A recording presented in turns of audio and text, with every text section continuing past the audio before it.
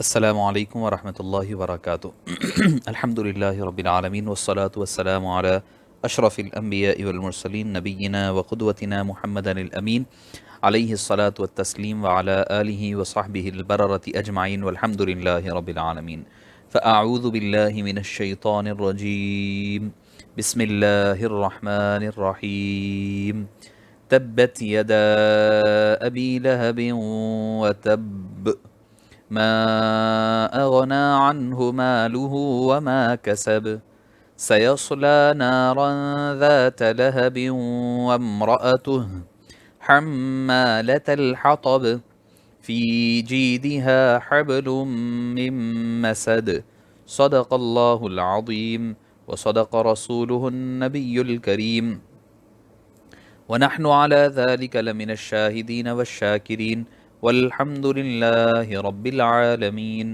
فقد قال الله تبارك وتعالى في شأن حبيبه الكريم إن الله وملائكته يصلون على النبي يا أيها الذين آمنوا صلوا عليه وسلموا تسليما اللهم صل على سيدنا محمد وعلى آله وصحبه افضل صلواتک وعدد معلوماتک وبارک وسلم صلاۃ و سلاما علیک یا سیدی یا رسول اللہ صلی اللہ تعالی علیہ وسلم۔ معزز سامعین کرام، شفیق بزرگوں، عزیز ساتھیوں، فہم قرآن اور تدبر قرآن کے جو 22 صورتوں کا معنی، ترجمہ، تفسیر اور اس کی قرأت و سماعت کی ہم سعادت حاصل کر رہے ہیں، آج اس کا ایک کڑی اور اسی کی ایک نشست سورۃ اللہب ہے۔ یہ 111 سورہ نمبر ہے ترتیب کے اعتبار سے، ترتیب قرآنی کے اعتبار سے۔ اب ہمارے اور 3 سورے رہ جاتے ہیں، سورہ اخلاص، سورہ فلق اور سورۃ الناس۔ یہ جو لفظ ہے سورۃ اللہب، اللہب پہلی آیت میں بھی اللہ تعالیٰ نے ذکر کیا، تبت یدا ابی لہب وتب، تیسری آیت میں بھی ذات لہب کا لفظ استعمال ہوا ہے۔ لہب کہتے کس کو ہیں؟ دہکتا ہوا جو شعلہ ہوتا ہے نا، نارن ذات لہب کا الفاظ آئے ہیں تو اس کے لیے استعمال ہوتا ہے کہ دہکتا ہوا، بھڑکتا ہوا، تو اس وجہ سے اس سورے کا نام لہب پڑا ہے۔ اور دوسری اس کی وجہ یہ ہے اس سورے کو اللہب کہنے کی، چونکہ اس سورہ مبارکہ میں اللہ تعالیٰ نے آپ صلی اللہ علیہ وسلم کا جو کافر چچا تھا ابو لہب، اس کی مذمت کی ہے، اس کو کنڈم کیا ہے، تو اس وجہ سے اس سورہ کا نام سورۃ اللہب پڑا ہے۔ یہ سورہ مبارکہ کے بارے میں اکثریت اور تقریباً اجماع ہے اس بات پر، یہ مکہ مکرمہ میں نازل ہوئی ہے۔ اس سورہ مبارکہ میں 1 رکوع ہے، 5 آیتیں ہیں، 20 کلمات ہے اور 77 حروف ہیں۔ معزز سامعین کرام، اس سورہ کا شان نزول کیا ہے؟ ذرا ہمیں بیک گراؤنڈ دیکھنا پڑے گا اس سورہ مبارکہ کے شان نزول کے حوالے سے۔ دیکھیے، حضور اکرم صلی اللہ علیہ وسلم کو اللہ تعالیٰ نے جب حکم دیا کہ آپ صلی اللہ علیہ وسلم لوگوں کو تبلیغ دین حنیف کے لیے دعوت دیں، اور خاص کر اپنے رشتہ داروں کو، وَأَنذِرْ عَشِيرَتَكَ الْأَقْرَبِينَ، آپ اپنے قریبی رشتہ داروں کو دعوت دیجئے اور ڈرائیے اور اللہ کے دین کی طرف بلائیے۔ اس حکم باری تعالیٰ کے بعد آپ صلی اللہ علیہ وسلم نے کوہ صفا، یعنی صفا اور مروہ کا جو پہاڑ ہے، اس کے پہاڑ پر تشریف لے گئے اور لوگوں کو آواز دیا، یا صباح یا صباح۔ عرب کا یہ ایک کسٹم تھا، ان کا ایک ٹریڈیشن تھا کہ جب بھی کوئی امپورٹنٹ اطلاع دینی ہوتی، یعنی آج کے دور میں آپ سمجھ لیجئے آج کا وہ میڈیا پوائنٹ تھا، کوہ صفا اس دور کا میڈیا پوائنٹ تھا کہ لوگوں کو امداد کے لیے بلانا یا کوئی امپورٹنٹ نیوز سنانا ہے، کوئی خاص بات بتانا ہے، تو کہا جاتا کہ یا صباح کے الفاظ سے پکارا جاتا۔ تو اس سے ایک اور بات میں آپ کو بتاتا چلوں کہ آپ صلی اللہ علیہ وسلم، حالانکہ مکے میں اور بھی تو پہاڑ تھے، مروہ ہے، جبل عمر ہے، وغیرہ وغیرہ کئی ہے، مگر آپ صلی اللہ علیہ وسلم نے صفا کیوں چنا؟ ہمارے لیے آنے والی دنیا والوں کے لیے ایک بتانا چاہ رہے ہیں کہ دیکھو، اپنی بات جو پہنچانا ہے اس کے لیے جو بہترین موڈ ہو، سب سے بہترین جو موڈ ہو، اور اس کے ذریعے سے وہ استعمال کیا کرو۔ یعنی آج کے دور کا بہترین موڈ کیا ہے؟ میڈیا ہے۔ میڈیا کوئی بھی ذریعے کا ہوگا، سوشل میڈیا ہو سکتا ہے، پرنٹ میڈیا، الیکٹرانک میڈیا، یہ سارے میڈیا تو آج کل پرنٹ اور الیکٹرانک پیچھے ہٹ رہے ہیں، سوشل میڈیا سب سے آگے جا رہا ہے۔ تو اب ہمیں آپ صلی اللہ علیہ وسلم نے، اب کوئی یہ پوچھ سکتا ہے بھئی آپ صلی اللہ علیہ وسلم فیس بک یوز کیے تھے کیا، ٹویٹر یوز کیے تھے کیا، انسٹاگرام یوز کیے تھے کیا، یا پھر مکس الار ہم جو یوز کریں وہ کیے تھے کیا؟ تو آپ صلی اللہ علیہ وسلم نے میڈیا پوائنٹ کو اس وقت ٹھہر کر کے وہاں وہ یوز کر کے ہمیں بتا دیے کہ کل قیامت تک کے لیے جو بھی بہترین موڈ ہوگا، اس دور کا جو سب سے بہترین ٹریڈیشن ہوگا، اس کو فالو کرنا میری امت کا کام ہوگا۔ اچھا، تو آپ صلی اللہ علیہ وسلم نے لوگوں کو جب بلایا تو لوگ بھاگتے ہوئے آئے کہ بھائی کیا بات ہو گئی کہ صفا کی پہاڑی سے آپ صلی اللہ علیہ وسلم، پہلے تو صفا کی پہاڑی سے بلایا جا رہا ہے، پھر حضور اکرم صلی اللہ علیہ وسلم آواز لگا رہے ہیں، سارے دوڑے دوڑے آئے، یا جو آ نہیں سکتے تھے انہوں نے اپنے اپنے ریپریزنٹیٹیوز کو بھیجا۔ جب سارے قبیلے والے لوگ جمع ہو گئے قریش کے، تو آپ صلی اللہ علیہ وسلم نے فرمایا کہ اگر میں تمہیں یہ کہوں، یہ بتاؤں کہ بھئی اس پہاڑ کے پیچھے جو ہے دشمنوں کا ایک فوج ہے جو انتظار کر رہی ہے، تم پر حملہ کرنے کے لیے آ رہا ہے، تو کیا تم میری یہ بات مانو گے؟ تو سب ایک زبان ہو کر بولے یقیناً ہم مانیں گے۔ کیوں؟ کہ ہم نے آپ کو کبھی جھوٹ بولتے ہوئے نہیں پایا، آپ کی زبان سے ہم نے ہر بات سچ سنا ہے، اور آپ صادق ہے، امین ہے۔ پہلے تو اللہ تعالیٰ، اللہ کے حبیب صلی اللہ علیہ وسلم نے اپنی پرسنالٹی کو منوایا۔ یہاں پر بھی اب میں آگے واقعہ بیان عرض کرنے سے پہلے آپ کو یہ بتاؤں کہ نبی کریم صلی اللہ علیہ وسلم کا کردار، پرسنالٹی کیا ہے۔ ہمیں بھی چاہیے کہ ہم اپنی پرسنالٹی بنائیں، اپنا کردار بنائیں، اپنی ایک معیار رہے، آپ جو بولے تو لوگ یقین کرے، آپ جو کہہ دے تو لوگ یقین کر لیں، آپ کو نہ قسم کھانے کی ضرورت پڑے، نہ کسی کو بات منوانے کی ضرورت پڑے، آپ کا کیریکٹر اتنا اچھا ہو، آپ کا کردار ایسا خوبصورت ڈھلا ہوا ہو ہر ایک کے سامنے کہ لوگ دیکھ کر کہے ہاں بھئی یہ آدمی جھوٹ نہیں بول سکتا، یہ آدمی دھوکہ نہیں دے سکتا، یہ آدمی غبن نہیں کر سکتا، یہ آدمی فلاں کام نہیں کر سکتا۔ تو معزز سامعین کرام، آپ صلی اللہ علیہ وسلم کا کیریکٹر دیکھیں، کفار مکہ کو بلا کر کہہ رہے ہیں اگر میں یہ کہوں کہ میرے پیچھے سے ایک فوج حملہ آور ہے تو تم مانو گے؟ وہ کہنے لگے یقیناً مانیں گے۔ تب آپ صلی اللہ علیہ وسلم نے فرمایا میں تمہیں اب اللہ کی دین کی طرف بلاتا ہوں، جس طرح تم میری وہ بات مان رہے ہیں یہ بھی بات مان لو، یہ بھی بات مانو کہ بھئی تم شرک سے باز آ جاؤ، خدا کے علاوہ کوئی اور نہیں ہے، اگر تم باز نہیں آئے تو اللہ تعالیٰ تمہیں نیست اور نابود کر دے گا۔ جب آپ صلی اللہ علیہ وسلم نے تبلیغ دین حنیف کا کام فرمایا، اپنے لوگوں کو بلایا اور ڈرایا، تو ابو لہب جو آپ صلی اللہ علیہ وسلم کا سگا چچا تھا، حضرت عبداللہ جو انتقال فرما گئے تھے ان کا سگا بھائی تھا، تو وہ بڑا بپھر گیا، غصے میں آ گیا اور آ کر کہنے لگا تبن لک اما جماعتنا الا لہذا، کہ نعوذ باللہ، اللہ تعالیٰ، وہ کہنے لگا کہ آپ کے نعوذ باللہ تباہی ہو، خسارہ ہو، صرف اس بات کے لیے تم نے ہمیں یہاں پر جمع کیا تھا، اتنی چھوٹی سی بات کے لیے؟ تو اللہ تعالیٰ کو اس گستاخ کافر کی گستاخی جو اس نے حبیب پاک صلی اللہ علیہ وسلم کی شان میں کی تھی بہت ناگوار گزری، اور اللہ نے انتہائی غضب اور غصے کا اظہار اس سورہ میں فرمایا کہ تو میرے حبیب پاک صلی اللہ علیہ وسلم کے ہاتھوں کے بارے میں بات کرتا ہے، ابو لہب کے دونوں ہاتھ ٹوٹ جائیں، جن ہاتھوں کی ایک انگلی اس نے بے ادبی کے طور پر آپ صلی اللہ علیہ وسلم کی طرف اٹھایا، وہ دونوں ہاتھ ٹوٹ جائیں، انہیں کبھی اپنے مقصد میں کامیابی نہ ملے، یہ بدعا دی گئی۔ وہ تب فرمایا پھر آگے، تو یہ ہوا، یہ تھا پس منظر۔ اچھا، اب اس کے بعد کیا ہوا کہ اللہ تعالیٰ نے فوری طور پر اس کے ہاتھ تباہ نہیں فرمائے، اس نے جنگ بدر میں بھی بزدلی کے باعث نہیں شریک ہوا، یہ ڈر کر کے، اس کو یہ پتا تھا کہ بھئی یہ ہو سکتا ہے کہ نبی کریم صلی اللہ علیہ وسلم کے دین کی میں مخالفت ضرور کر سکتا ہوں، مگر نبی کریم صلی اللہ علیہ وسلم اور قرآن جو کہہ دے گا وہ ہو کر رہے گا۔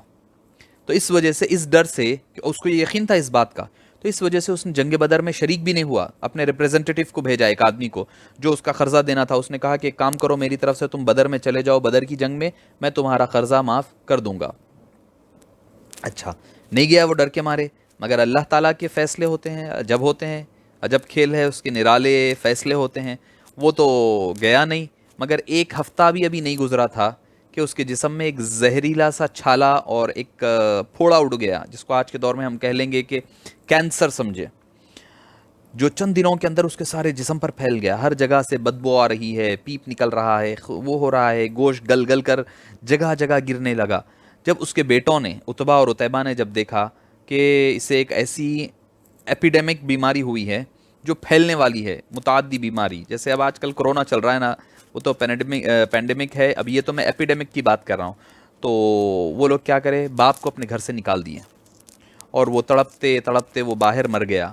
یہاں تک کہ اس کی لاش کو دفن کرنے والا، ٹھکانے لگانے والا بھی کوئی نہ تھا، نہ اولاد جا رہی. کتنا کتنا برا وقت ہے ایک انسان کے لیے. باپ کیسا بھی کیوں نہ ہو، شرابی کیوں نہ ہو، کبابی کیوں نہ ہو، کافر کیوں نہ ہو، آپ دیکھیں گے کہ کئی لوگ ایسے ایسے مل جاتے ہیں کہ کوئی نہ کوئی جا کے دفن کر دیتا ہے. مگر چونکہ اس نے آپ صلی اللہ علیہ وسلم کی شان میں گستاخی کی تھی، اللہ تعالیٰ کو اس قدر جلال آیا، اللہ نے اس کا انجام ایسا، دنیا کا عذاب بول رہا ہوں، آخرت کا تو عذاب ابھی پکا ہے. تو روایتوں میں آتا ہے کہ کم 3-4 دن تک اس کی لاش اسی طرح پڑی رہی، اس سے بدبو نکلنے لگی، بے بد قسم کی تافون اٹھنے لگی. تو لوگ جو ہے گالی گلوچ کرنے لگے، بیٹوں کو کہنے لگے کیسی اولاد ہے کہ بھائی اپنے باپ کی میت کو تک دفن نہیں کر رہے ہیں. تب اس نے، ان دونوں نے چند غلاموں کو ہائر کیا، پیسے دے کر کے بلایا، بلا کر کے ان کو پیسے دے کر کہا کہ جاؤ جا کر کے ہمارے باپ کی گڑھا کھودو اور گڑھے میں باپ کی ڈال کر کیا کرو، گڑھا کھودو اور ڈال دو، ڈال کر لکڑیاں ڈال کے آگ کو جلا دو.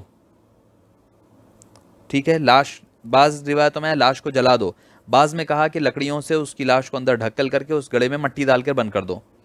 تو یہ، اور یہ کون تھا ابو جہل، ابو لہب کون تھا؟ ابو لہب مکے کا بہت بڑا لیڈر تھا. اس کے بارے میں کیا تھا، اس کا اصلی نام کے بارے میں آتا ہے عبد العزا. عبد العزا اس کا نام آتا ہے، جو ریئل نیم تھا اس کا. عزا یعنی جو لات منات عزا جو بت تھے مکہ مکرمہ میں رکھے ہوئے، ان میں کا ایک تھا عزا. تو عبد العزا، عزا کا بندہ، عزا کا غلام، اس کا نام، اس کے نام کا مطلب تھا. اب معزز سامعین کرام، انہیں تھا کون؟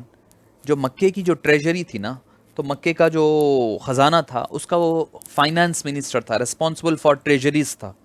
تو سارا پیسہ وغیرہ اسی کے پاس ہوتا، بڑا غرور میں، گھمنڈ میں رہتا، اور وہ اپنے آپ کو بہت کچھ سمجھتا. وہ سمجھتا میں ہی سب کچھ ہوں، میرے بغیر کچھ ہونے والا نہیں ہے، میں جو چاہوں وہ کروں گا، جیسے چاہوں گا ویسا ہوگا.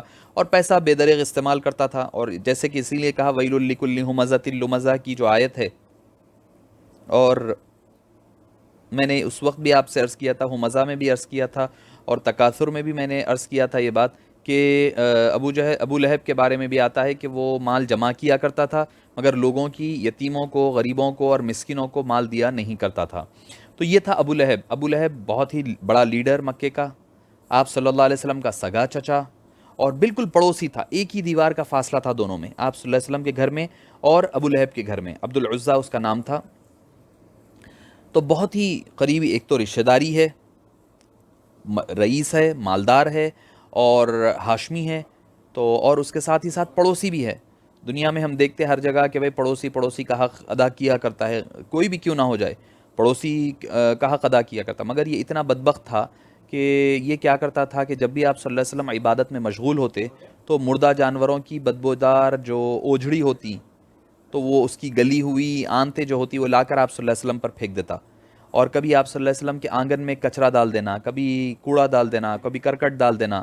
اچھا، اور کیا، جب آپ صلی اللہ علیہ وسلم کا کھانا جس مقام پر پکڑا ہے نا، وہاں پر سے لا کر غلاظت ڈال دینا، اونٹوں کی لید لا کر کے ڈال دینا. تو اس کا یہ روز کا معمول تھا، روز اس کا یہ معمول تھا. اچھا، اس بات پر ہی کافی نہیں، بلکہ اس کی بدبخت بیوی، جس کے بارے میں نام آتا ہے ام جمیل. ام جمیل اس کا نام آتا ہے، ابو لہب کی بیوی. اس کا بھی معاملہ کیا تھا؟ اس کا بھی معاملہ یہی تھا کہ وہ کرتی کیا کہ آپ صلی اللہ علیہ وسلم جب بھی رات میں نکلتے، کسی کام کے لیے نکلتے، کہیں پر جانا ہوتا، تو خاص طور پہ جا کے لکڑیاں چن کر لاتی، گندے لکڑیاں، خاردار کانٹیاں لا کر کے آپ صلی اللہ علیہ وسلم کے راستے میں بچھایا کرتی. یہ کون تھی؟ ام جمیل اس کا لقب تھا. جیسے ابو لہب اس کا لقب تھا، اسی طرح اس کی بیوی کا لقب ام جمیل تھا، یعنی بہت ہی خوبرو اور خوبصورت. اس کے اصل نام کے بارے میں آتا ہے کہ اس کا نام، مختلف لوگوں نے مختلف نام بیان کیے ہیں، مگر وہ حرب یعنی ابو سفیان کی بہن تھی. ابو سفیان جو بعد میں جا کر کے اسلام قبول کیے ہیں، ان کی بہن کا نام ام جمیل تھا. تو اب آپ اندازہ لگا سکتے ہیں، عروہ نام بتایا گیا بعض لوگوں نے، عروہ بنت حرب. تو یہ بن امیہ. آپ ادھر آ جائیں، ابو لہب بن عبد المطلب بن ہاشم. قریش کے جو دو بڑے قبیلے تھے، ایک تھا بنو ہاشم، ایک تھا بنو امیہ، ان میں بڑی ٹکافار چلتی، بڑے مسائل تھے، بڑی دشمنیاں تھیں بنو ہاشم میں اور بنو امیہ میں، دونوں ہمیشہ لڑتے رہتے تھے۔ اب ہوا کیا کہ بنو امیہ کی سردار کی پوتی، یعنی ام جمیل جس کو ہم کہہ رہے ہیں، عروہ بنت حرب کہہ رہے ہیں وہ، اور دوسری طرف آ جائیں تو ابو لہب۔ ابو لہب کون؟ ہاشم کا پوتا، ہاشم جو تھے حضرت ہاشم، ان کے بیٹے حضرت عبد المطلب کے بیٹے کا نام ابو لہب۔ تو اب یہ دیکھ لیں آپ، دونوں خاندانوں کے بڑے لوگ ہیں، کریم لوگ ہیں، مالدار ہے، پیسے دار ہے، خوبصورت۔ ابو لہب کو ابو لہب بھی کیوں کہتے تھے؟ ابو لہب کے بارے میں آتا ہے کہ وہ بڑا خوبرو تھا، جسے چہرے پہ جو ہے لالی نظر آتی تھی، خوبصورتی کی وجہ سے، خون زیادہ ہونے کی وجہ سے اس کے چہرے پر لالی نظر آتی تھی اور دھمکتا تھا، چمکتا تھا چہرہ، تو اس وجہ سے اس کی کنیت ابو لہب پڑ گئی، مشہور بات یہی ہے۔ تو اب بعض نے یہ کہا ہے کہ اس پر اللہ کی چونکہ لعنت ہوئی ہے تو اس وجہ سے اس کی کنیت ابو لہب پڑی، واللہ عالم بالصواب۔ تو یہ ہے بیک گراؤنڈ اس سورہ مبارکہ کا۔ تب اللہ تعالیٰ نے یہ سورہ مبارکہ نازل فرمایا، یہ بتاتے ہوئے کہ ابو لہب جو آپ صلی اللہ علیہ وسلم آپ کو تباہ اور برباد ہونے کی بدعا دے رہا ہے، بلکہ وہ تباہ ہو جائے، اس کے دونوں ہاتھ تباہ ہو جائے، اور وہی نہیں بلکہ اس کی بیوی جو دشمنی نبھانے میں آگے آگے بڑھ کر کے اپنی خباثت کا اظہار کرتی ہے، وہ بھی تباہ ہو کر کے رہے گی، وہ بھی برباد ہو کر کے رہے گی۔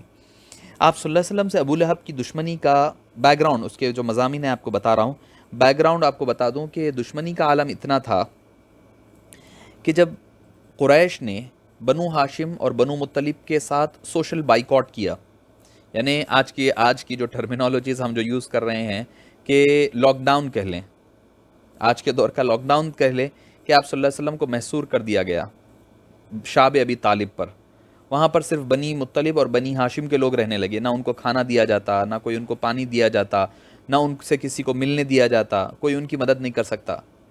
تو ویسے وقت بھی ابو لہب حالانکہ ہاشمی بنو ہاشم کا ہوتے ہوئے حضور اکرم صلی اللہ علیہ وسلم کی مخالفت میں، اس بائیکاٹ میں کفار کے ساتھ رہا، وہ آپ صلی اللہ علیہ وسلم اور خاندان کے ساتھ نہیں تھا۔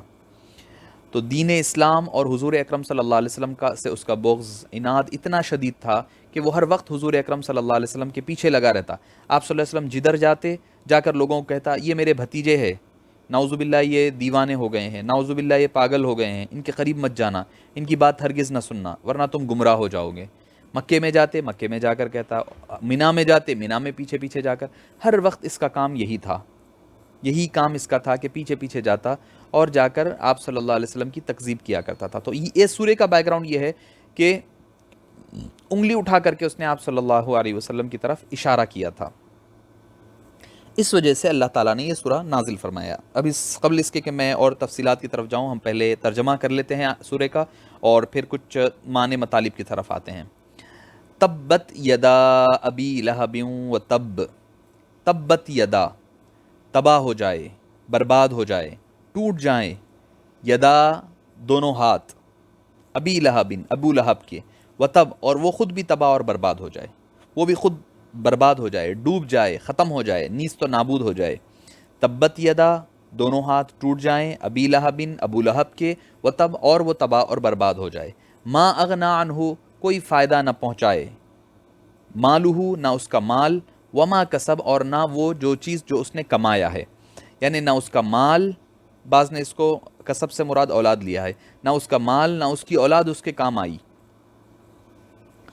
ما اغنا نہ اس کا مال اس کے کام آیا نہ اس کی کمائی اس کے کام آئی، سیصلا نارن ذات لہب وہ عنقریب دہکتی ہوئی بھڑکتی ہوئی آگ میں جا گرے گا، عنقریب وہ جھونک دیا جائے گا، یسلا ڈالا جائے گا، ڈھکیل دیا جائے گا، جھونک دیا جائے گا، پھینک دیا جائے گا، نارن ذات لہب ایسی آگ جو شعلے اگلتی ہوئی بھڑکتی ہوئی آگ ہے، وامرأتہ اور اس کی بیوی، حمالۃ الحطب وہ ایسی بدبخت ہے جو وزن اٹھانے والی، ایندھن اٹھانے والی، ایندھن حمالۃ الحطب وزن چیز اٹھانے والی ہے، فی جیدہا اور اس کے گلے میں، حبل من مسد بنی ہوئی بٹی ہوئی رسی ہوگی، فی جیدہا اس کی گردن میں، حبل رسی ہوگی، من مسد بٹی ہوئی، تبت یدا ابی لہب و تب ابو لہب کے دونوں ہاتھ ٹوٹ گئے اور وہ تباہ و برباد ہو جائے، ما اغنا عنہ مالہ وما کسب اور نہ اس کا مال اس کو کام پہنچایا، وما کسب اور نہ وہ جو کہ اس نے کمایا، سیصلی نارا ذات لہب عن قریب وہ جھونک دیا جائے گا دہکتی ہوئی آگ کے شعلوں میں، وامرأتہ اور رہی اس کی بیوی بھی، حمالۃ الحطب جو ایندھن اٹھانے والی ہے، بدبخت ہے، ایندھن اٹھانے والی، وزن اٹھانے والی ہے، فی جیدہا اور اس کے گلے میں حبل من مسد بٹی ہوئی مونج کی ہوئی رسی نظر ہوگی۔ اب آئیے اس سورہ مبارکہ کی آیت بائی آیت کی طرف۔ اچھا، آپ کو ایک بات سیرت پاک کے حوالے سے عرض کرتے ہوئے چلوں کہ جب یہ سورہ مبارکہ نازل ہوا، جب تک آپ صلی اللہ علیہ وسلم، چونکہ اسلام کا ابتدائی دور تھا، کوئی کنفیوز نہ ہو، میں اس لیے پہلے عرض کر دے رہا ہوں کہ ابتدائی اسلام میں اس بات کی اجازت تھی کہ اگر کوئی مسلمان لڑکی ہے، کوئی کافر کے نکاح میں اور رشتے میں تھی تو ویسے ہی رکھا گیا، اجازت دی گئی، یہاں تک کہ مدینہ منورہ آنے تک بھی یہ اجازت باقی رہی کہ اگر کوئی کافر شوہر ہے کہیں پر، کیونکہ بھئی پہلی بار جب اسلام قبول ہو رہا ہے، کہیں بیوی اسلام قبول کر لی، کہیں شوہر اسلام قبول کر لیا، تو بیوی کافر ہے ادھر، کبھی شوہر کافر ہے، تو یہ پاسبلٹی رہی ہے ابتداء اسلام میں، اور اس کی اجازت بھی تھی۔ اور میں جو بات عرض کرنے جا رہا ہوں یہ اسلام کے اعلان سے پہلے کی بات ہو رہی ہے۔ آپ صلی اللہ علیہ وسلم کی 2 بیٹیاں، حضرت رقیہ، آپ صلی اللہ علیہ وسلم کی 4 بیٹیاں تھیں، حضرت زینب پہلی بیٹی، حضرت رقیہ دوسری بیٹی، حضرت ام کلثوم تیسری بیٹی، حضرت فاطمہ چوتھی اور آخری بیٹی۔ تو حضرت زینب کا نکاح آپ کے خلیرے بھائی حضرت عاص سے ہو گیا تھا، اور رہی بات حضرت رقیہ کا، آپ صلی اللہ علیہ وسلم نے عتبہ ابو لہب کے بیٹے کے ساتھ نکاح کروایا، اور ام کلثوم رضی اللہ عنہا کا نکاح عتیبہ، آپ صلی اللہ علیہ عتیبہ جو ابو لہب کا دوسرا بیٹا تھا، عتیبہ سے ہوا۔ رقیہ کا نکاح عتبہ سے ہوا، اور ام کلثوم کا نکاح عتیبہ سے ہوا۔ اور اس کے بعد اچھا نکاح تو ہو گیا، اور عرب میں یہ دستور تھا کہ بچپنے میں نکاح ہو جاتا تھا مگر ودائی نہیں ہوتی تھی، نکاح ہو جاتا تھا ودائی نہیں ہوتی تھی، کچھ وقفے کے بعد شوہر کے ساتھ رہنے لگتی تھیں لڑکیاں، تو اسی طرح وہ آپ صلی اللہ علیہ وسلم کے گھر میں ہی رہ رہی تھیں، اور اسی دوران آپ صلی اللہ علیہ وسلم نے تبلیغ کا کام شروع کر دیا۔ اور جب یہ اس کو پتہ چلا کہ اس کے بارے میں یہ سورہ نازل ہوا ہے تبت یدا، تو بڑا بھڑک گیا، بڑا غصہ ہوا، اور اس نے اپنے دونوں بیٹوں کو عتبہ عتیبہ کو بلایا اور دونوں کو کلیئر کہہ دیا کہ جب تک تم ان دونوں آپ صلی اللہ علیہ وسلم کی بیٹیوں کو طلاق نہیں دو گے، میری تمہارے ساتھ بات چیت بند، لین دین بند، آنا جانا بند، کچھ بھی نہیں، تم میرا منہ نہیں دیکھو گے، چلے جاؤ یہاں سے۔ تو اب ہوا کیا، دونوں نے آپ صلی اللہ علیہ وسلم کی دونوں بیٹیوں کو، حضرت رقیہ کو عتبہ نے اور حضرت ام کلثوم کو عتیبہ نے، دونوں نے طلاق دے دی۔ اچھا عتبہ تو پھر بھی تھوڑا ذرا نرم طبیعت تھا، مگر عتیبہ کا عالم یہ تھا کہ وہ بس آپ صلی اللہ علیہ وسلم کے اوپر برے برے الفاظ اور گالی گلوچ کرنے لگا، یہاں تک کہ اس نے آپ صلی اللہ علیہ وسلم کے چہرے مبارک پر تھوکنے کی کوشش کی، مگر آپ صلی اللہ علیہ وسلم کو اللہ تعالیٰ نے محفوظ رکھا، اس کا تھوک اسی کی طرف پلٹ کر کے گر گیا۔ اور ہوا کیا، تب آپ صلی اللہ علیہ وسلم کی زبان مبارک سے، کیونکہ آپ اندازہ کریں ایک والد کے لیے اس کی دونوں جوان لڑکیاں ایک ہی وقت میں طلاق ہو کر کے گھر آ رہی ہیں، تو ذہنی طور پر کتنا ایک افسوس اور اظہار ہوتا ہے، تکلیف ہوتی ہے، اس چیز کو آپ ذہن میں رکھیں۔ یعنی وہ چاہتا یہی تھا ابو لہب کہ آپ صلی اللہ علیہ وسلم کو مینٹلی ٹارچر کیا جائے، تو اسی غرض کے تحت اس نے اپنے بیٹوں کو حکم دے کر کے طلاق دلوائی آپ صلی اللہ علیہ وسلم کے، اور ادھر عتیبہ نے بدتمیزی کر کر کے تھوکنے کی کوشش کی، اللہ تعالیٰ نے تو محفوظ رکھا، مگر آپ صلی اللہ علیہ وسلم کے قلب مبارک پر گراں گزرا، آپ نے بدعا دے دی، اے باری تعالیٰ اپنے کوئی کتوں میں سے ایک کتے کو اس پر مقرر فرما دے۔ اچھا ہوا کیا، یہ بات ہو گئی، ختم ہو گیا، چونکہ اس کے کچھ دن بعد ہوا یہ کہ وہ لوگ ایک سفر پر جانے لگے، تو ابو لہب بھی عتیبہ بھی دونوں بھی تھے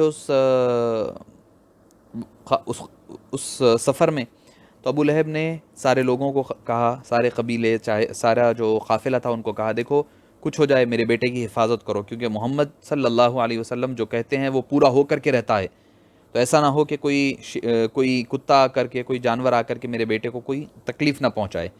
تو انہوں نے کیا کیا، ابو لہب کے بیٹے عتیبہ کو سب سے درمیان میں سلایا، درمیان میں رکھا، اور وہ جو ہے اطراف سے پورے گھیر کر سو گئے۔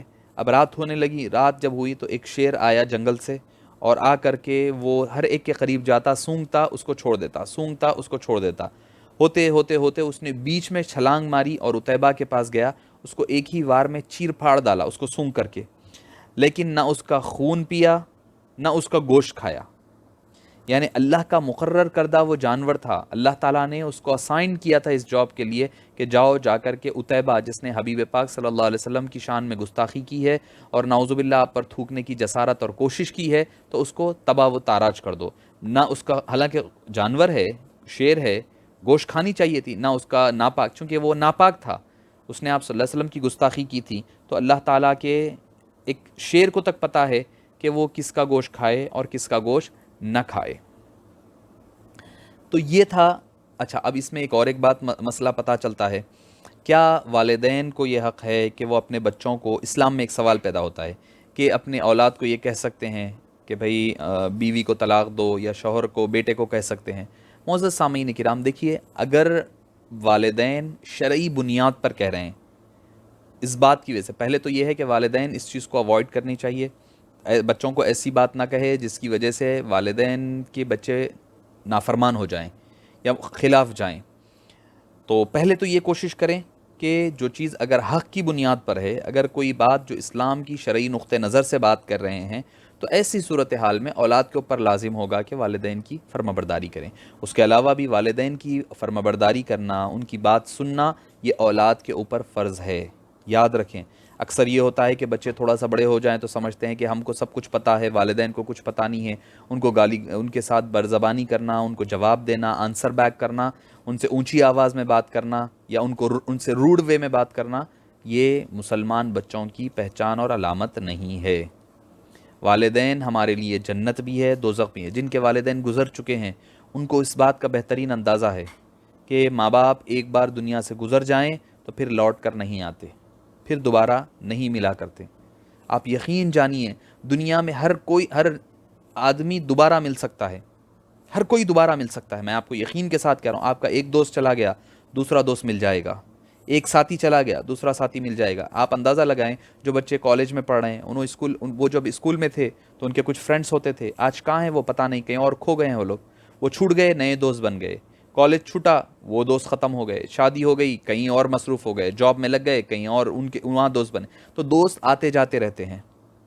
آپ کو بھائی بہن ہے، وہ بھی آپ کو ایک بھائی ہے تو نہیں سے ہو گیا، گزر گئے تو دوسرا بھائی مل سکتا ہے. بہن ہے تو تیسری بہن مل سکتی ہے.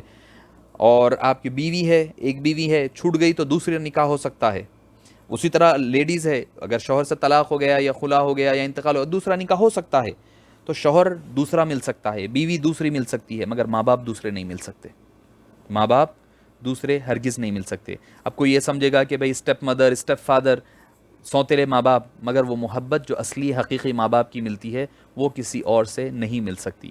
نہ ان کے ساتھ برزبانی کرے، نہ ان کے ساتھ اونچی آواز میں بات کرے. اگر کہیں پر کوئی بات ان کی آپ کو بری بھی لگ رہی ہے، وہ غلط بھی کہہ رہے ہیں، تو ان کو بہترین انداز میں بات کریں، بہترین انداز میں ان کو سمجھائیں، بتائیں یہ بات ایسی نہیں ہے بلکہ ایسی ہے. مگر ان کے ساتھ روڈ وے میں بات کرنا، ان کو بتانا کہ آپ کو کیا آتا، کچھ بھی نہیں معلوم، جواب دینا ان کو پلٹا کر کے، یہ مسلمان بچوں کی علامت نہیں ہے. جو بچے سن رہے ہیں میری بات، غور سے سنیں. یاد رکھیں، ماں باپ کے ساتھ اونچی آواز میں بات کرنا بھی گناہ ہے. اونچی آواز میں بات کرنا بھی، اللہ تعالیٰ قرآن میں کیا فرمایا، فلا تقل لہما اف، تم اف تک مت کہو ان کو. ولا تنہرہما، ان کو جھڑکو مت، ان کو جھڑکو بھی مت. اف کس کو کہتے ہیں؟ ورڈ اف، لفظ جو اف ہے، کس کو کہتے ہیں؟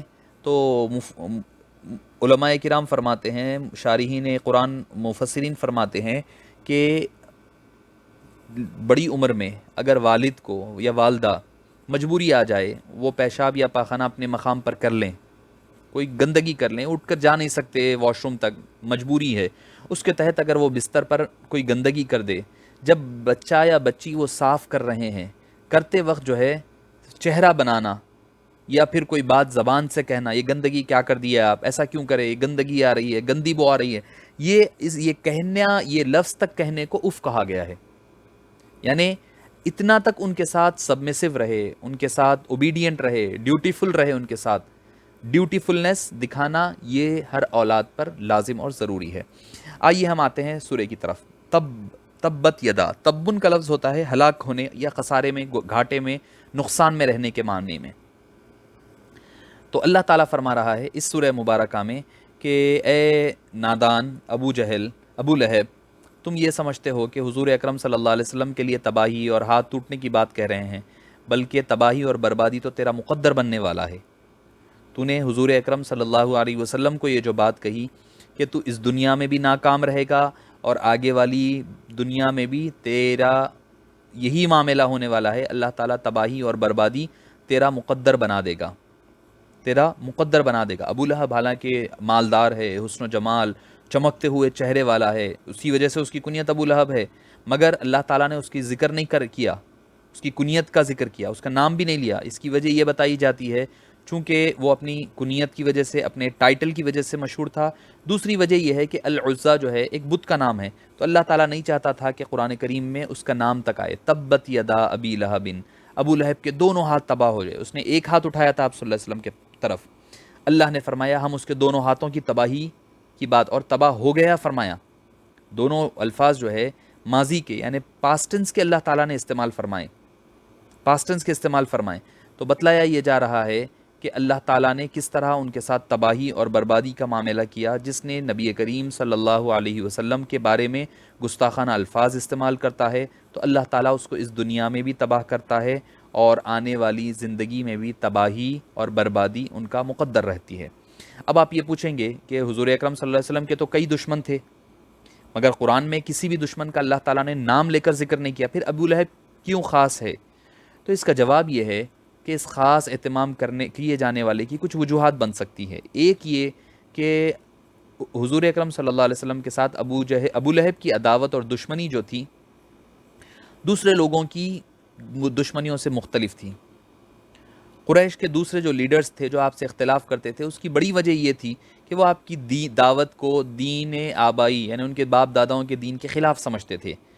یہ وجہ نہیں تھی کہ ان سے اپنی کوئی ذاتی غرض تھی یا ذاتی مفادات تھے یا ذاتی کوئی مسئلہ تھا، مگر ابو لہب کا معاملہ کیا تھا؟ ابو لہب کو آپ سے پرسنل اینیمیٹی، وہ یہ سمجھتا تھا کہ بھئی یہ جو بچہ ہے میرا بھتیجا ہے، نعوذ باللہ، یہ چھوٹا بچہ ہے جو ایسے کیسے اوپر آ گیا ہے، ایسے کیسے ان کی بات ماننے لگ گئی ہے، کہ یہ ان کے پاس وہی کیسے آ گئی، تو اس وجہ سے۔ اور دوسری چیز یہ تھی کہ وہ بیت المال جو تھا مکے کا، اس کا نگران تھا، اور وہ اپنے زمانے میں اس نے اسی طرح اس پر قبضہ کر رکھا تھا۔ اس کا بڑا حصہ یتیموں، مسکینوں اور حاجت مندوں کی بجائے اپنے آپ میں ڈال لیتا تھا۔ اور جب آپ صلی اللہ علیہ وسلم نے اپنے اخلاق اور کردار بتانے شروع کیے، اور جس کا اظہار جو ہے مکے کے کعبے کی تعمیر کے وقت بھی نظر آتا ہے، تو کئی مقامات پر اللہ تعالیٰ نے ظاہر کیا، تو اسے محسوس ہوا کہ اب وقت آ رہا ہے کہ یہ نبی جو ہے، یہ میرے بھتیجے محمد صلی اللہ علیہ وسلم بہت جلد جو ہے میری گرفت میں آؤں گا میں ان کی، اور وہ مجھ سے پوچھنے لگیں گے۔ اور وہ چاہتا تھا کہ اگر جلد سے جلد اس دعوت کو روکا نہ گیا، کوئی کام نہ کیا گیا، تو جو ہے آپ صلی اللہ علیہ وسلم اس کے مکے کے ٹریجری پر حملہ آور قابض ہو جائیں گے، اور جس کی وجہ سے میری سارا مال و دولت چلے جائے گا۔ اور اس کی کردار کی تصویر کشی اللہ نے سورہ حمزہ میں کیسے کی کہ ویل لکل ہمزۃ لمزہ الذی جمع مالا وعددہ، وہ مال جمع کرتا ہے، گن گن کر رکھتا ہے، گن گن کر رکھا کرتا ہے۔ تو یہ ایک وجہ تھی۔ دوسری وجہ یہ تھی کہ آپ صلی اللہ علیہ وسلم کا رشتہ دار تھا، تو رشتہ دار، نسبی رشتہ دار، قریبی رشتہ دار ہونے کی اعتبار سے اس کا زیادہ حق تھا کہ آپ صلی اللہ علیہ وسلم کی تائید کرتا، اس کی، آپ صلی اللہ علیہ وسلم کی وہ کام کی اور آپ کے مشن کی تائید کرتا، مگر اس نے تائید نہیں کی بلکہ مخالفت میں گیا۔ اسی طرح جس طرح حضرت نوح علیہ السلام کے بیٹے نے حضرت لوط علیہ السلام کی بیوی وغیرہ کے واقعات میں ہم پڑھتے ہیں کہ ان کے قریبی رشتہ داروں نے ہی انبیاء کرام کی مخالفت کی۔ تیسری وجہ یہ ہے کہ وہ آپ صلی اللہ علیہ وسلم کا پڑوسی تھا۔ دنیا کے ہر سماج میں پڑوسی کا حق ہوا کرتا ہے، پڑوسیوں کے ساتھ اچھائی کے ساتھ پیش آنا ہر سماج مانتا ہے، تو اس وجہ سے بھی یہ تھا کہ بھئی آپ صلی اللہ علیہ وسلم جو ہے کہ وہ مدد کرتا، کم سے کم پڑوسی ہونے کے اعتبار سے، لیکن اس نے پڑوسی ہونے کا بھی حق ادا نہیں کیا۔ تو معزز سامعین کرام، اس وجہ سے، ان تین وجوہات کی وجہ سے، اور بھی وجوہات ہو سکتی ہیں کہ اللہ تعالیٰ نے خصوصیت کے ساتھ اس کا رد فرمایا ہے، یہ کہتے ہوئے تبت یدا، تباہ ہو گیا، ٹوٹ جائیں ابو لہب کے ہاتھ، اور وہ تباہ و برباد ہو گیا۔ ما اغنی عنہ مالہ وما کسب، نہ اس کا مال اس کے کوئی کام آیا، نہ اس کا مال جو کہ اس نے گن گن کر جمع کیا تھا، میں نے جیسے عرض کیا کہ گن گن کر جو دولت اس نے، چونکہ مکے کا ایک دولت مندوں میں سے تھا، یہ روایت میں یہ تک آتا ہے کہ اس کے پاس 8 سیر سے زیادہ سونے کی اینٹیں تھیں، اس کے علاوہ چرند الگ، پرند الگ، اونٹ الگ تھے، گھوڑے الگ تھے، وہ ساری چیزیں الگ تھے، اور اس کے کئی لڑکے تھے، اور اللہ نے اس کو سارے لڑکے پورے جوان ہو گئے تھے اس کی زندگی میں. لیکن جب اللہ تعالیٰ نے اس کو، اچھا انسان کا کام کیا تھا؟ جب اللہ نے مال دیا ہے، جب اللہ تعالیٰ نے تمہیں دولت دی ہے، اولاد دی ہے، جاہو حشم دیا ہے، خوبصورتی دی ہے، سب کچھ دیا ہے، تو اس نے الٹا اللہ کا شکر ادا کرنے کا مخالفت میں گیا. تب اللہ نے اسے پکڑا، اور کیسے پکڑا؟ اللہ کو کوئی فوج بھیجنے کی ضرورت نہیں پڑی، کوئی ابابیل کو نازل نہیں فرمایا، ایک معمولی سا پھوڑا اور آبلہ اس کے جسم میں پیدا ہوا جو سارے چیزیں، سارا جسم تباہ کر دیا. تو اس کی وجہ سے سارے نوکر، کام کرنے والے، بھائی، رشتہ دار، حتیٰ کہ اس کے اپنے خود بیٹے اس کو تڑپتا ہوا چھوڑ کر چلے گئے. اس کی تباہی اور بربادی کا عالم اللہ تعالیٰ بتا رہا ہے. اس دنیا نے دیکھ لیا کہ جس نے دولت پر فخر کیا کرتا تھا، مال پر، اپنے بیٹوں پر ناز کرتا تھا، جب مصیبت کا وقت آیا تو سب کوئی اس کو بے یار و مددگار چھوڑ کر چلے گئے، ہر کوئی اس کو چھوڑ کر کے الگ ہو گیا. اللہ تعالیٰ اسی لیے فرمائے ما اغنا عنہ مالہ وما کسب، یعنی روپیے کے حریص روپیے ہی کو سب کچھ سمجھتے ہیں، یہاں تک کہ ان کے ذہن کے اندر یہ ایک وائرس پھیل جاتا ہے، یہ بات بیٹھ جاتی ہے کہ اگر روپیہ ہے تو یہاں تک کہ نعوذ باللہ اللہ کی گرفت سے اور اس کی پکڑ سے بھی محفوظ رہ سکتے ہیں. سورہ ہمزہ میں اللہ تعالیٰ نے ان کے بارے میں بتایا الذی جمع مالا وعددہ یحسب ان مالہ اخلدہ، جس نے مال کمایا اور جمع کیا، مال جمع کیا اور ان کو گن گن کر رکھا کرتا ہے، اور یہ سمجھتا ہے کہ یہ اس کا مال ہمیشہ ہمیشہ رہنے والا ہے. تو اللہ تعالیٰ نے وما کسبہ کی تعویل میں مفسرین فرماتے ہیں کہ بعض لوگوں نے کہا ما کسبہ سے مراد اس کے بیٹے ہیں، اس کے بیٹے ہیں جو کہ اس کے کوئی کام نہیں ہے. بعض لوگوں نے اس سے مراد وہ کمائی لی ہے جو اس نے حرام راستوں سے حاصل کیا. لیکن اس مفہوم کے لیے اول تو یہ کہ یہ لفظ مناسب اور موضوع نہیں ہے. ثانیاً ما اغنى عنہ مالہ میں جب مال کی بات آ گئی تو مفسرین فرماتے ہیں کسب سے مراد جو ہے یا تو اس کے بیٹے ہیں، یا پھر وہ محض نمائش کے لیے اس نے جو سارے کچھ خادم، اپنے کام کرنے والے، اطراف میں لوگ اٹھا کر کے رکھ لیے تھے، جمع کر لیے تھے، سارے نوکر چاکر، کوئی آتا ادھر کوئی آتا ادھر، یہ ادھر کام کر رہا ہے، یہ ادھر کام کر رہا ہے. تو اللہ تعالیٰ فرما رہا ہے کہ وہ بے یار و مددگار ہو گیا. ما اغنى عنہ مالہ، نہ اس کو اس کا مال کام دیا، وما کسب، نہ اس کا جاہو جلال، جاہو حشم، عزت، شہرت کوئی کام نہیں آئی، پاور وغیرہ سب نیست و نابود ہو گیا. جب آخر وقت آیا تو جیسا میں نے عرض کیا کہ کوئی ساتھ نہیں آیا، جب مرنے لگا تو کوئی اس کو پلٹ کر پوچھنے نہیں لگا. تو اب فرمایا سیصلی نارا ذات لہب، ان قریب وہ دہکتی ہوئی شعلوں سے، شعلے نکلتی ہوئی آگ میں ان قریب وہ ڈال دیا جائے گا. اب یہ اس کا وہ انجام بتایا جا رہا ہے جس سے وہ آخرت میں دوچار ہونے والا ہے. فرمایا کہ وہ بھڑکتی ہوئی آگ میں پڑے گا. یہاں آگ کی صفت اللہ فرمایا ذات لہب، یعنی ابو لہب کی کنیت ہے ابو لہب، اس کی کنیت ابو لہب ہے، اس کی رعایت سے اس کے لیے آگ بھی ذات لہب فرمائی گئی. لہب کے معنی ہیں شعلے کے. معلوم ہوتا ہے کہ وہ لال سرخ شعلہ رو تھا، یعنی اس کا چہرہ جو ہے لال ٹماٹے کی طرح تمتماتا ہوا رہتا تھا، تو اس وجہ سے اس کا نام ابو لہب پڑ گیا تھا، ورنہ اس کا حقیقی نام جیسے میں نے عرض کیا عبد العزیٰ ہے. تو فرمایا کہ وہ شعلوں والی آگ میں جھونکا جائے گا، جس سے یہ سبق ملتا ہے کہ انسان کا ظاہر، اس کا حسن، اس کی خوبصورتی کوئی کام آنے والی نہیں ہے. خوبصورتی کوئی کام آنے والی نہیں ہے. انہوں خوبصورت ہے، جوان دکھتے ہیں، فلاں ہے، نہیں. آج اس بدبخت نے میرے محبوب کی شان میں گستاخی کی ہے، بے ادبی کی ہے، انگلی اٹھاتے ہوئے. اللہ تعالیٰ فرما رہا ہے بڑی ڈینگی مارا تھا. اللہ تعالیٰ بتا رہا ہے بہت ہم نے پہلے تو اس کو اس دنیا میں تباہ کیا، اب جب آخرت کی بات آئے گی تو دہکتے ہوئے شعلوں میں کی اس کو نظر کر دیا جائے گا، اور اس میں اس کا ایندھن بنا دیا جائے گا اور اس میں پھینک دیا جائے گا. وامرأتہ، اور اس کی بیوی، اس کی جو وائف ہے جس کا نام ام جمیل ہے، عروہ بنت حرب ہے، حمالۃ الحطب، کہ وہ ایندھن اٹھانے والی ہے، ایندھن ڈھونے والی ہے، یعنی اس کے ساتھ وہ بھی جہنم میں جانے والی ہے. یہاں پر اب ایک سوال یہ پیدا ہوتا ہے کہ اس کا معنی کیا ہے. اس کی بیوی کا نام عروہ تھا یا عروہ تھا، اور کنیت ام جمیل، یہ ابو سفیان کی بہن تھی اور بڑی خوبصورت بھی تھیں، اور اس کے دل میں بٹ حضور اکرم صلی اللہ علیہ وسلم کے لیے نفرت، عداوت، دشمنی کوٹ کوٹ کر بھری ہوئی تھی۔ اسلام دشمنی کا یہ عالم تھا، وہ کسی طرح اپنے شوہر سے پیچھے نہیں تھی، چچی تھی، حضور کی سگی چچی ہے۔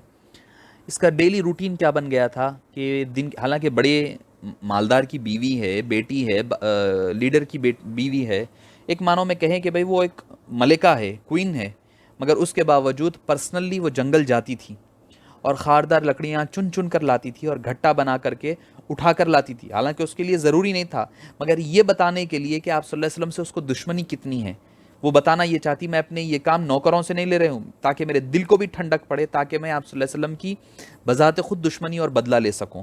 اور رات کے وقت کیا کرتی کہ اس راستے میں وہ سارے کانٹے بچھا دیتی جس سے گزر کر آپ صلی اللہ علیہ وسلم گھر سے نکلا کرتے تھے، تاکہ آپ صلی اللہ علیہ وسلم کی پیرہائے مبارک کو، ایڑیوں کو وہ کانٹے چبھ جائیں۔ اور جب یہ صورت نازل ہوئی تو جب اس کو پتہ چلا کہ بھئی اللہ تعالیٰ نے اس کی مذمت کی ہے، تو یہ سن کر بڑا آگ بگولا ہو گئی، اور وہ فوری غصے میں ہاتھ پیر پٹکتے ہوئے، یہاں تک کہ پیر پٹکتے پٹکتے وہ جو ہے مکہ مکرمہ میں پہنچی۔ آپ صلی اللہ علیہ وسلم حرم میں تھے، اس وقت کعبے کے قریب بیٹھے ہوئے تھے۔ حضرت ابوبکر صدیق بھی آپ صلی اللہ علیہ وسلم کے ساتھ تھے۔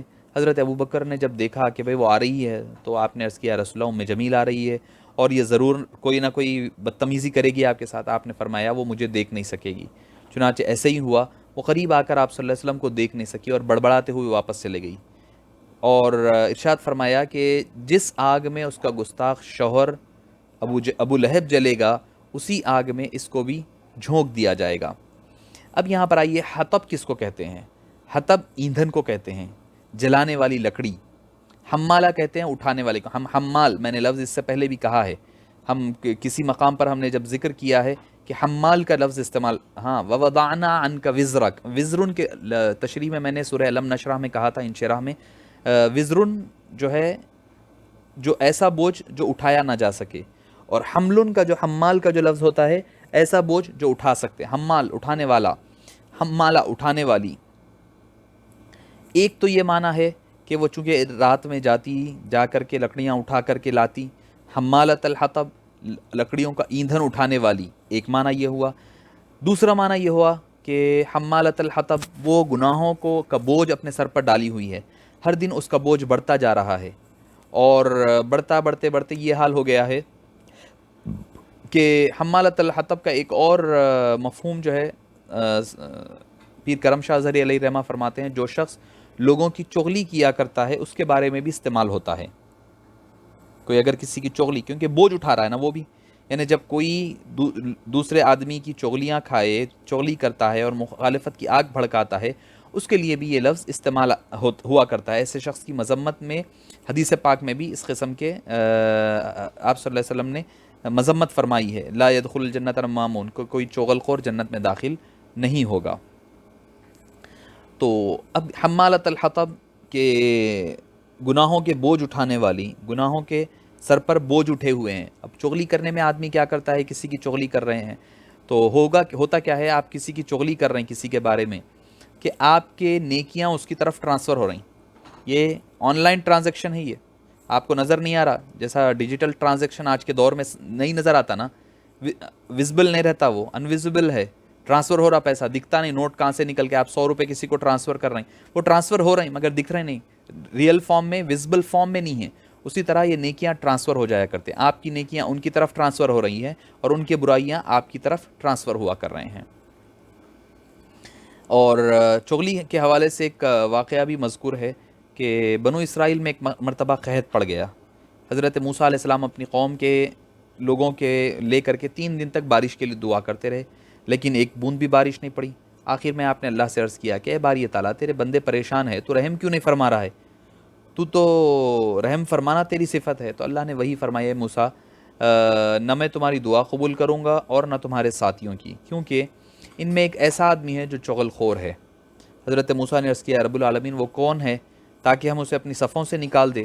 اللہ نے فرمایا، اے موسیٰ میں تمہیں چغل خوری سے روکتا ہوں، اور میں خود اس شخص کی چغلی کیسے کر سکتا ہوں؟ یعنی میں تم کو کہہ رہا ہوں کہ میں چغل خور کی وجہ سے عذاب بارش نہیں برسا رہا ہوں، اور میں اس کا نام بول کر چغلی کیسے کر دوں میں؟ چنانچہ پھر سب جب یہ پتہ چلا سارے لوگوں نے توبہ کی، پھر اللہ تعالیٰ نے ان کے اوپر بارش نازل فرمائی۔ تو اس میں کوئی اختلاف نہیں ہے کہ چغلی کرنا بہت بڑا گناہ ہے، گناہ کبیرہ ہے، گناہ کبیرہ ہے۔ حضرت فضیل بن عیاض فرمایا کرتے کہ 3 باتیں ایسی ہے جو نیک اعمال کو غارت کمپلیٹلی ڈسٹروائے کر دیتی ہے۔ نمبر 1، اور روزہ بھی توڑ دیتی ہے، یہاں تک کہ وضو بھی ٹوٹ جاتا ہے۔ فرماتے ہیں تمام اعمال کو غارت کر دیتی ہیں، روزہ بھی توڑ دیتی ہیں اور وضو بھی توڑ دیتی ہیں۔ 3 باتیں ایسی جو 3 نیک اعمال کو توڑ دیتی ہیں۔ نمبر 1 فرمایا غیبت کرنا، نمبر 2 چغلی کرنا، اور نمبر 3 جھوٹ بولنا۔ غیبت، چغلی، جھوٹ۔ اگر ہم میں سے کسی کے اندر اس قسم کی کوئی خصلت ہے تو ہمیں چاہیے کہ فوری طور پر اس سے توبہ کر لے۔ اللہ فرما رہا ہے وَامْرَأَتُهُ، اور اس کی رہی بیوی، حمالۃ الحطب، ایندھن اٹھانے والی ہے، لکڑیوں کا کوڑا یا پھر گناہوں کا بوجھ وہ اٹھائی ہوئی ہے۔ دیکھیے آدمی کئی بار ایسا ہوتا ہے کہ اپنی بیویوں کے وجہ سے اور ان کے جرم کی وجہ سے دوزخ میں جانے لگتا ہے، اور ان کی تباہی کا سبب وہ خود بھی بنتا ہے اور بیوی بچے بھی۔ کبھی شوہر بیوی کے لیے بنتا ہے، کبھی بیوی شوہر کے لیے بنتی ہے۔ اللہ تعالیٰ نے سورہ التغابن میں ورس نمبر 14 میں اللہ تعالیٰ فرماتا ہے یا ایھا الذین آمنوا ان من ازواجکم واولادکم عدوا لکم فاحذروہم، اے ایمان والو تمہاری بیویاں اور تمہاری اولاد میں بعض تمہارے دشمن بھی ہیں تو ان سے بچا کرو۔ یعنی بیوی بچوں کے دشمن ہونے کی شکل یہ ہے کہ ان کی بے جا خواہشوں اور فرمائشوں کو پورا کرنے کی شکل میں اور ان کی غلط باتوں کی فتنوں کی وجہ سے آدمی کیا ہوتا ہے، اللہ تعالیٰ کے احکام کی خلاف ورزی کرتا ہے، اور ان کی وجہ سے اللہ کے احکام سے غافل ہو جاتا ہے۔ کبھی چوری کر رہا ہے، کبھی ڈاکہ ڈال رہا ہے، حرام لا رہا ہے، حلال لا رہا ہے۔ تو ان چیزوں کو اللہ تعالیٰ نے یہاں پر اشارہ فرمایا۔ تو یہ بھی پتہ چلا کہ ابو لہب کی بیوی بگڑی ہوئی ان عورتوں کی طرح فیشن کی دلدادہ ہے، زیورات کی شوقین ہے، دولت کی حریص، نمائش کی دلدادہ، دکھاوا کرنا، یہ ساری چیزیں کرنے والی ہے۔ اس نے ابو لہب کے بگڑے ہوئے مزاج کو اور بگاڑ دیا، یہاں تک کہ شوہر کے ساتھ ساتھ وہ بھی گناہوں میں شامل ہو گئی۔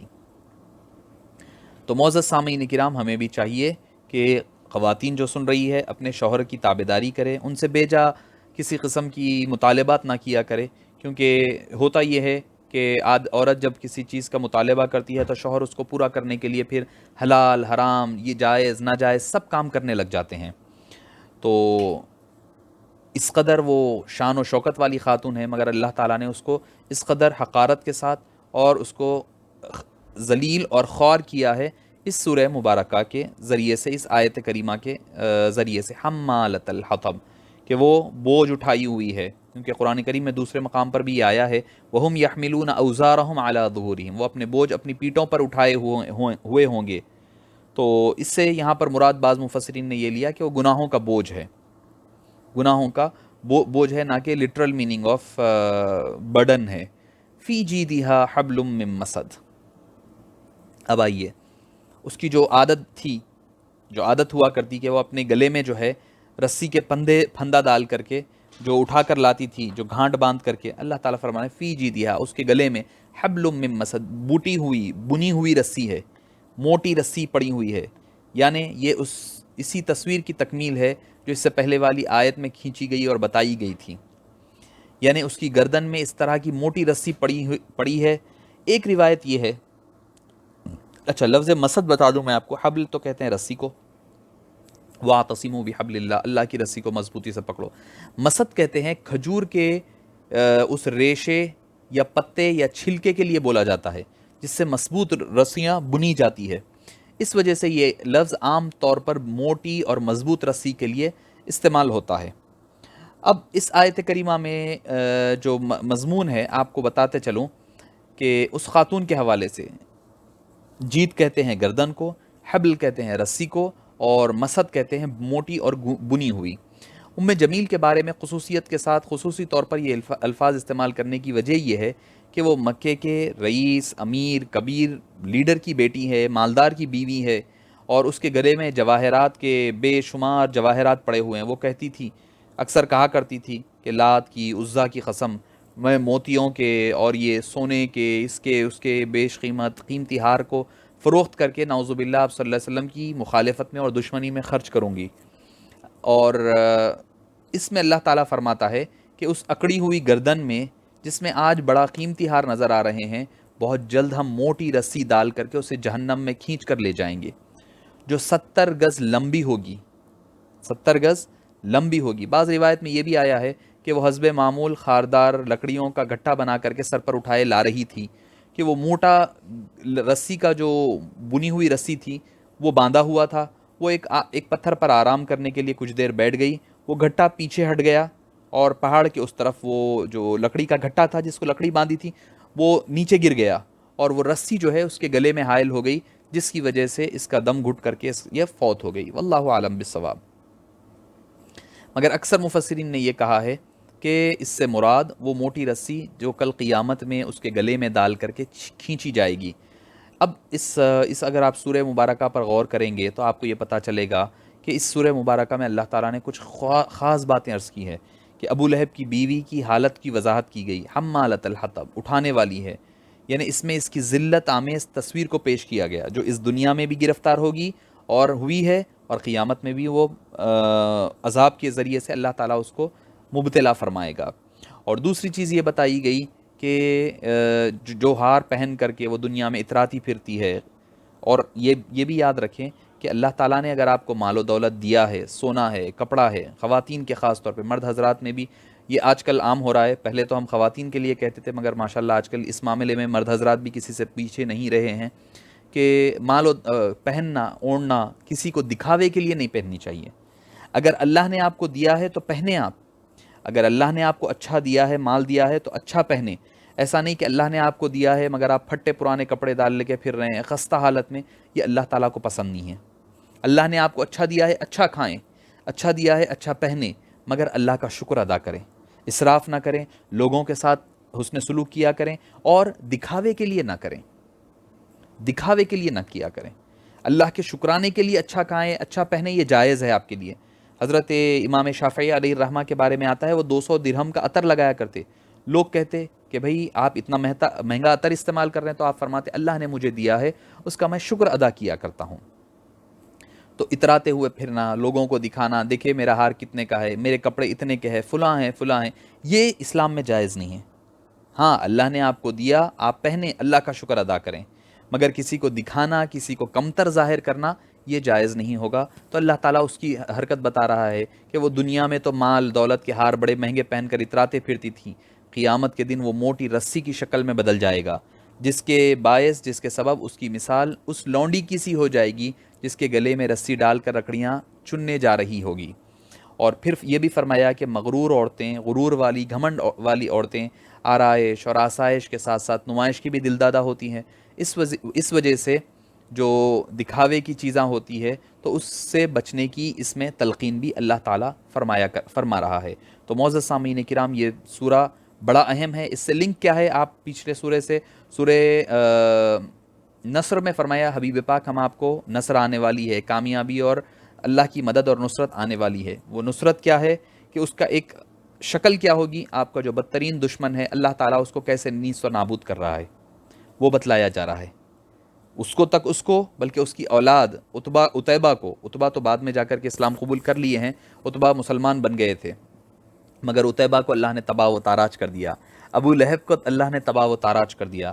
اس کی بیوی ام جمیل کو اللہ تعالیٰ نے تباہ و تاراج کر دیا. تو بتایا کہ دنیا میں کسی کا مال کام آنے والا نہیں، کسی کی اولاد کام آنے والی نہیں، جو کچھ کمایا وہ کام آنے والا نہیں. اور جس نے نبی پاک صلی اللہ علیہ وسلم کے بارے میں صرف اشارہ کیا تھا، اس نے اللہ نے ایک مکمل صورت نازل فرما دی.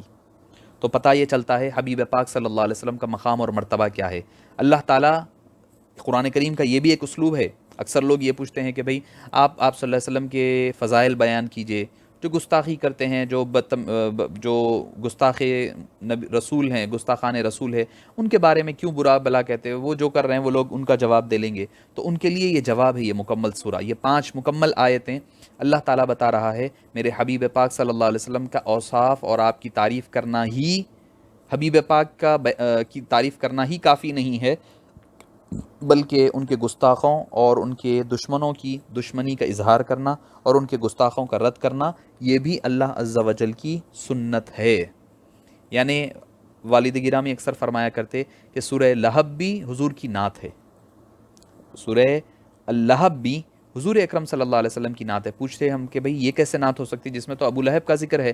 تو آپ فرمایا کرتے علیہ الرحمت والرضوان، اللہ تعالیٰ آپ کی قبر مبارک کو نور سے اور رحمت اور سکینہ سے بھر دے۔ آپ فرمایا کرتے چونکہ اس میں آپ صلی اللہ علیہ وسلم کے گستاخ کا رد ہے، تو گستاخوں کا رد کرنا بھی حضور اکرم صلی اللہ علیہ وسلم کی نعت مبارکہ ہے۔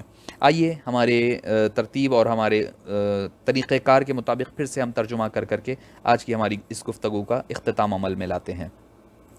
تبت یدا، دونوں ہاتھ ٹوٹ جائیں، ابی لہبن، ابو لہب کے، وتب، اور وہ برباد ہو گیا یا ہو جائے، ما اغنا عنہ، اور کوئی فائدہ نہیں دیا، فائدہ نہیں پہنچا اسے، مالہ، اس کے مال سے، وما کسب، اور جو کچھ کہ اس نے کمایا، سیصلا نارن، وہ جھونک دیا جائے گا عنقریب، نارن، ایسی آگ میں، ذات لہب، جو شعلے اگلتی ہوئی بھڑکتی ہوئی اور شعلے والی آگ ہے، وامرأتہ، اور اس کی بیوی اور اس کی وائف بھی، حمالۃ الحطب، جو اٹھا کر لکڑیوں کے کھٹے یا ایندھن اٹھا کر لانے والی ہے، فی جیدہا، اس کے گلے میں، حبل من مسد، موٹی بنی ہوئی موٹی سی رسی ہوا کرے گی۔